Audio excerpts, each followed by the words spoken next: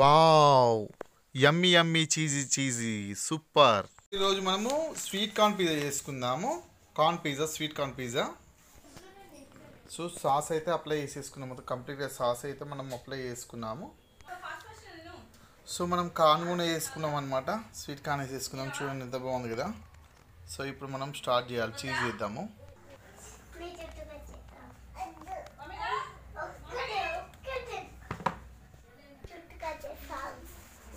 మొత్తం చీజ్ అయితే మొత్తం కంప్లీట్గా చీజ్ అనేది మొత్తం అప్లై చేసేసుకున్నాం అనమాట. కంప్లీట్గా ఫుల్ లోడెడ్ అనమాట చీజ్ మొత్తము. ఇది మొత్తం కంప్లీట్గా చీజ్ అనేది లోడ్ చేసేసుకున్నాం మనము. ఇప్పుడు మనం ఓవెన్లో పెట్టేస్తే మనకు స్వీట్ కార్న్ పిజ్జా రెడీ అయిపోతుంది. సో ఒకసారి ఎక్కడి వరకు వచ్చిందో చూద్దాం ఒకసారి.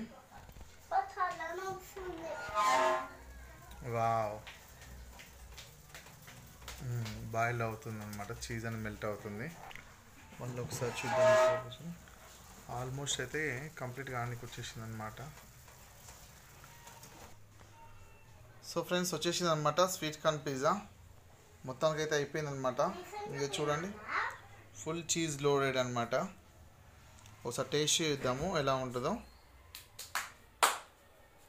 లక్కీ టేస్ట్ చేసావా బేటా?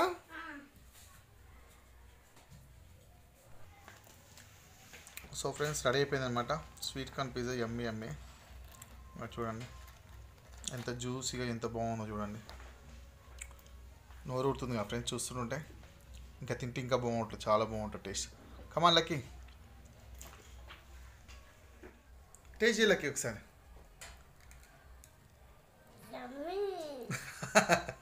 ఎలా ఉంది, బాగుందా? ఇంకో బయట తిను. స్వీట్ కార్న్ పిజ్జా బాగుందా? Thank you.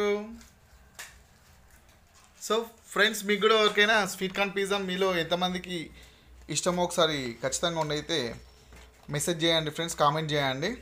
సో ఇంకో పీస్ నేను తింటున్నాను.